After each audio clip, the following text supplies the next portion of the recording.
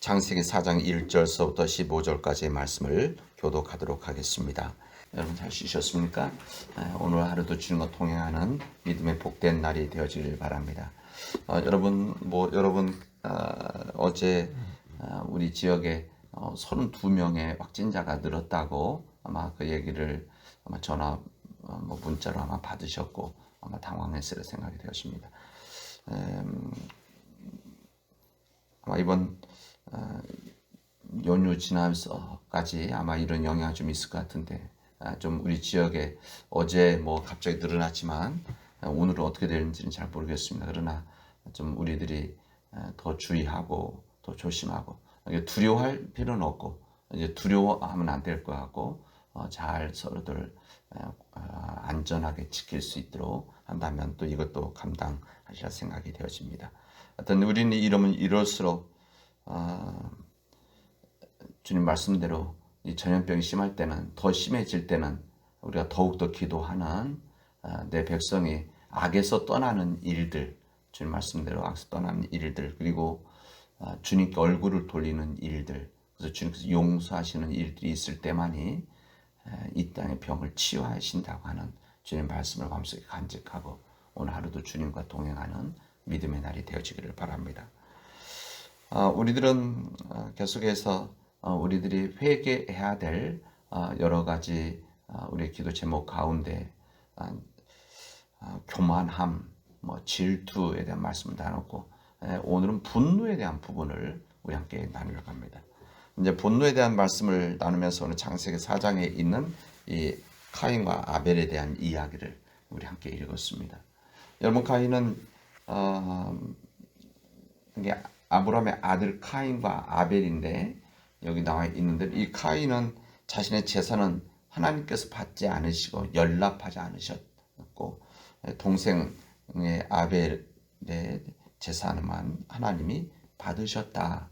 그래서 이 카인이 자신의 재산은 연락되지 않고 동생의 재산만 연락됐을 때 화가 나고 분노가 나서 그 다음에 마침내 동생을 살해하는, 그래서 첫 번째 인간의 살해자가 여기에서 일어났다고 하는 한 사건을 우리에게 알려주시고 있습니다. 이 창세기 1장부터 11장까지는 우리 인간의 본질적인 문제에 대한 하나님의 말씀을 여기에 기록을 하고 있습니다. 근데 과인은 왜 이토록 분노를 했을까? 우리 함께 나누고자 하는 분노를 왜 했을까? 또 가인은 어떻게 이 분노를 극복해야 했을까? 이 부분을 우리 이 말씀을 읽으면서 질문을 해야 됩니다. 이 질문이 중요한 이유는 오늘도 우리가 가인과 같은 거의 비슷한 이유로 우리들이 분노하기 때문에 그렇습니다. 오늘날 신학자들 가운데서 특히 성서신학을 하는 학자들 가운데서 이 분노라고 하는 것, 이 분노라고 하는 것, 이 자체는 이것을 죄악, 그냥 단순하게 죄악이라고 할 수가 없다. 왜 그러냐면은 이 분노 중에는 정의로운 분노가 있기 때문에 그렇습니다. 그러니까 사회가 잘못되었을 때 또 삶, 이웃, 공동체 이 잘못되어졌을 때 이것은 당연히 마음속에 갖는 이 정의로운 분노라고 하는 거, 이런 분노마저 없으면 이것은 바른 삶이 아닌 거죠. 마치 우리 예수님께서 예루살렘에 올라오셨을 때 보았던 성전에서 있었던 이런 모든 문제들을 보시고 나서 거룩한 분노를 하셨던 일들이 있기 때문에 그렇습니다. 이 분노라고 하는 것은 인간의 자연스러운 어떻게 보면 하나의 감정입니다.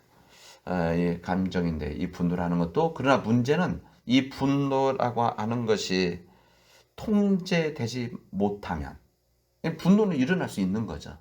그러니까 크든지 작든지 거룩한 분노 빼고 그러나 이 부분은 우리 인간의 감정인데 이 감정적인 분노를 우리들이 통제하지 못할 때 이것 자체가 죄악이 되고 문제가 되어질 수 있다는 겁니다. 근데 왜 우리는 분노할까? 이 부분을 한번 질문해야 되는 거죠. 우리 스스로에게. 그리고 이것을 성경 말씀에서 나누어야 됩니다. 우리 오늘 주신 말씀에서 이 분노는 왜 일어나는가? 이 질문에 대한 이 답은 이 가인에 대한 이야기를 통해서 우리들은 한번 정리를 할 수가 있습니다. 이 왜 가인이 분노했을까? 이 부분은 이 가인이 자신의 공평한 취급을 받지 못한다고 느껴질 때, 이때 분노를 갖게 되어진다는 겁니다. 공정한 취급을 받지 못한다고 느끼는 것, 이것은 사실 우리에게는 종종 우리 스스로에게도 분노가 되어집니다. 이것은 우리들이 오랜 시간 동안 경험을 해왔고 또 지금도 경험할 수도 있고 앞으로도 경험할 수가 있습니다. 심리학을 하는 사람들은 이런 부분들에 대해서 그냥 일반 분노라고 하는 것은 내가 불공평한 대우를 받았을 때 내 마음속에서 일어나는 정서적인 변화다, 감정이다, 이렇게 말을 합니다. 이제 그런 차원에서 사람들은 이 불공평한 취급을 받았다고 느껴졌을 때에 사람들은 분노를 하게 되어지죠. 그래서 사람들은 이 분노 자체는 억울하다, 아니면은 공평하지 못하다, 불공평하다, 짓밟혔다, 뭐 이런 여러 가지 표현을 그래서 쓰고, 또 때로는 그런 것 때문에 모욕을 당했다, 이렇게 스스로에게 표현하고 이야기를 합니다. 이것이 밑바탕을 이루고 있는 일종의 감정의 뿌리라고 할 수가 있습니다. 오늘 이 내용, 우리 주신 이 창세기 4장에 있는 이 본문의 말씀을 우리 피상주 접근해 보면은, 그래서 불공평한 대우를 받았던 이 카인이 이렇게 억울하다는 생각을 가질 수도 있습니다. 그래서 우리는 카인에게 심정적으로 동조하고 싶은 마음도 가질 수 있을 것입니다. 왜 그런가 하면 하나님께서 동생 아벨의 제사는 받아주시고 이 카인의 제사는 받지 않으시니까, 그래서 이렇게 불공평한 하나님을 대우받는 것에 대해서 우리들은 때로는 가인과 같은 마음을 가질 수도 있기 때문에 그렇습니다. 근데 5절에 보면 이렇게 되어져 있습니다. 가인과 그의 재물은 받지 아니하신지라 가인이 몹시 분하여 안색이 변하니, 이렇게 되어져 있습니다. 하나님의 아벨의 제사는 연락하시고 받아주시고 가인의 제사는 거절하시게 되어지는데, 이때 여기 보면 가인이 몹시 분하여서 안색이 변했다, 이렇게 말합니다. 사람이 화가 나면 제일 먼저 무엇이 변합니까? 얼굴색이 변하죠. 얼굴색 안색이 변한다 했는데, 이게 이제 사람이 조절이 되지 않으면 그냥 얼굴에 그게 표시가 나옵니다. 그래서 얼굴에 화가 나고 눈을 안 마주치죠, 사람들은. 그런 것이 인간의 이렇게 감정적인 부분 조절 안 되는 사람들의 한 모습이라고 할 수가 있습니다.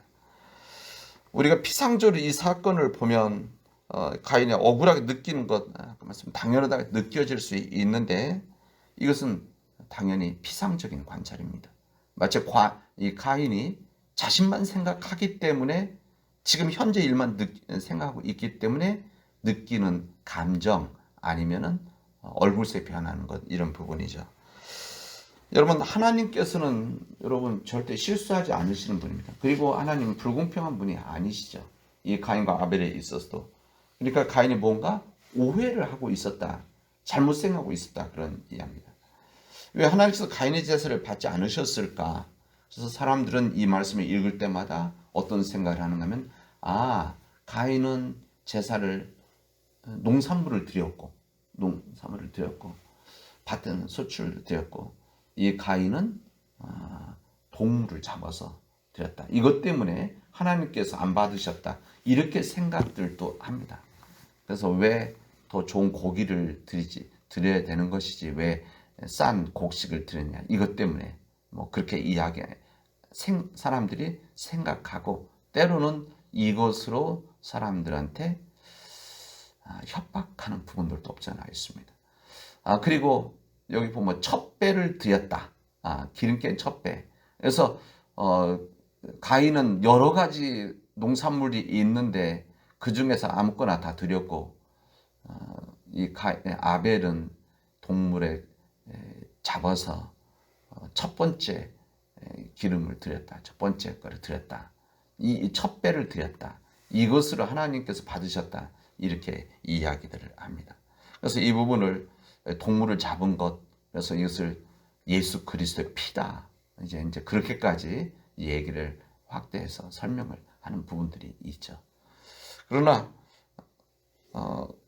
구약 성경을 하는 학자들 또 이 성서학자들은 그렇게 생각하지 않습니다. 그리고 실제 성경도 그렇습니다. 성경 여러분 한번 생각해 보십시오. 우리 하나님께서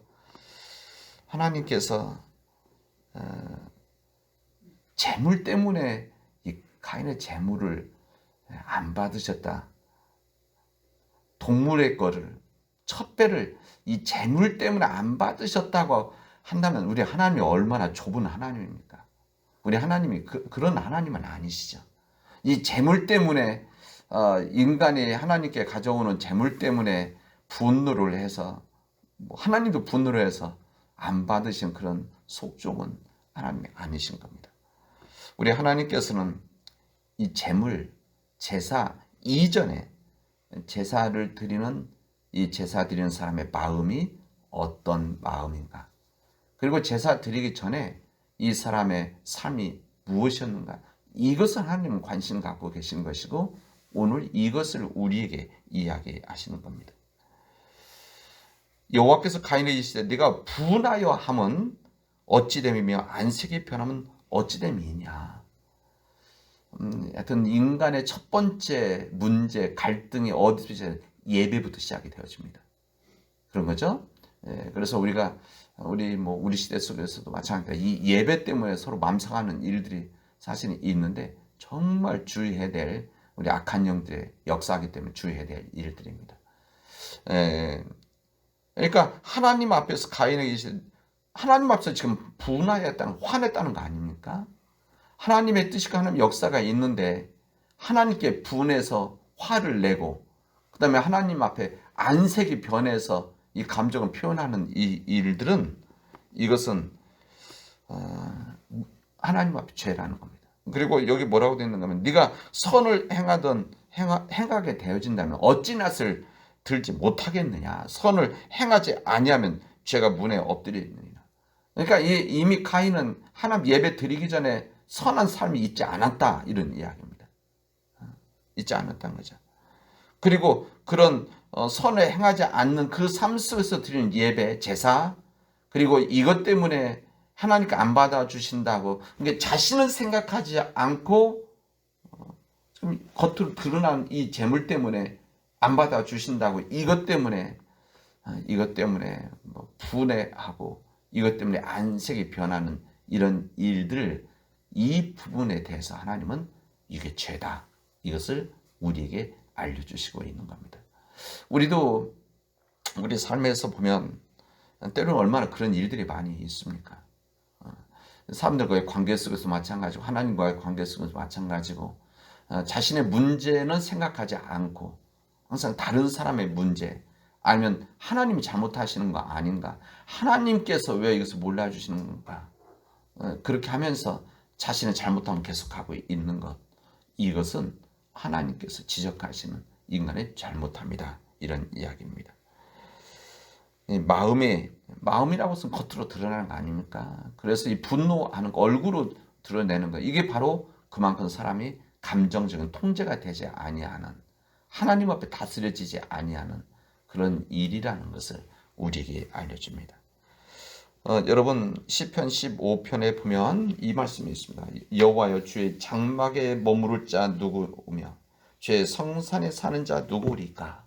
이게 무슨 말인가 하면 주의 장막에 관한 이거 보면 제사는 성전 이야기하는 겁니다. 이 성전 그리고 주의 성산에 사는 자 시온산 이게 다 성전 예루살렘 성전을 말하는 겁니다.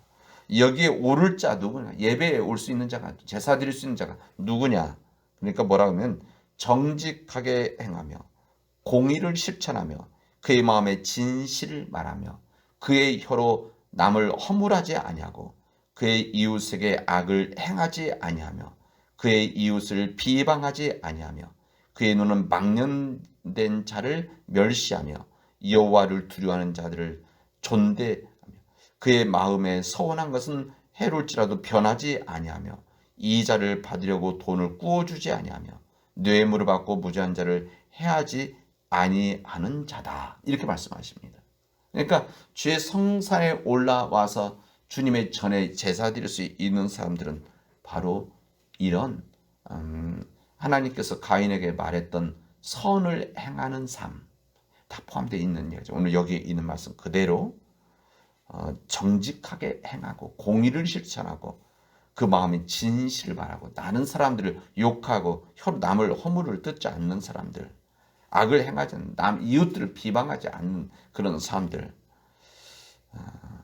이런 사람들이 하나님 앞에 예배 드릴 수 있는 것이다. 제사 드릴 수 있는 것이다. 그런 자의 제물을 받아주신다. 그래서 이 아모스 선지자 때 하나님께서 아모스 선지자를 통해서 이스라엘 백성들에게 마음에도 없는 제사 드리는 사람들에게 너희들이 드리는 고기와 제물 나는 받지 않겠다. 이야기하신 것도 사실 이 맥락입니다. 우리 하나님은 제물에 관심이 있으신 분이 아니라 그 제물을 드린 자의 마음에 삶에 관심을 갖고 있기 때문에 그렇습니다. 여러분, 우리 가인은 제사전의 마음 때문에 자신의 부족과 허물이 있었음에도 불구하고 이것을 온전히 깨닫지 못하고 이것을 현재 모습 속에서 판단하고 분노하고 안색이 변했던 것, 이것이 죄였다. 그리고 이것을 우리 또한 우리 가운데도 있는 것이다. 우리도 범할 수 있는 것이다. 그리고 이것을 우리도 회개해야 될 우리의 죄라고 하는 것을 우리가 알려주십니다. 이 조절되지 않았던 그 분노, 때론 하나님께서 안 받았을 때 마음에 감정이 있을 수도 있을 겁니다. 그러나 이것을 그러면 생각을 해야 되는 거죠. 그런 생각하지 않고 조절되지 않는 분노, 처음 말씀. 이 조절되지 않는 분노로 인해서 인간의 살인으로 이어지게 되어집니다. 여러분 지금도 마찬가지 아닙니까? 이 살인이라는 것이 실제 뭐 사람들을 해할 때만 살인입니까? 때로는 분노에서 안색이 변하면서 조절되지 못해서 다른 사람들에게 행동으로 말로 상처를 주고 마음 상하게 하고 이것도 하나의 살인 아닙니까? 이런 하나님 앞에 우리들이 부족한 것, 우리의 허물, 우리 조절되지 못한 분노가 있었다고 한다면 하나님 앞에 회개하는, 그래서 회개는 돌아서야 되는 거죠. 돌아서는 깨닫고 이런 일들이 우리 안에 이루어지기를 주님의 이름으로 축원하겠습니다. 기도합시다. 은혜가 풍성하신 하나님 감사합니다. 하나님께서 우리에게 귀한 은혜 주셔서 믿음 안에 거하게 하시고 믿음의 삶을 살아가게 하여 주시오니 감사합니다. 하나님, 우리가 하나님 앞에 온전히 서지 못해서 우리 예배 드리기 전에 우리 마음과 우리 삶들이 순전하지 못해서 주님 앞에 온전히 예배 드리지 못했던 우리들의 부족함과 때로는 우리의 삶 가운데 조절되지 않는 우리의 그 본도로 인해서 우리가 저질렀었던 우리의 죄들을, 범죄들을 하나님께서 우리를 불쌍히 여겨 주시옵시고 우리의 자비를 허락해 주셔서 용서하여 주시옵소서. 하나님 앞에 우리가 온전히 서서 하나님 앞에 온전히 회개하는 삶들이 되어지도록, 우리 삶이 변화되어지도록 역사하여 주시옵소서. 모든 말씀을 예수님의 이름으로 기도합니다. 아멘.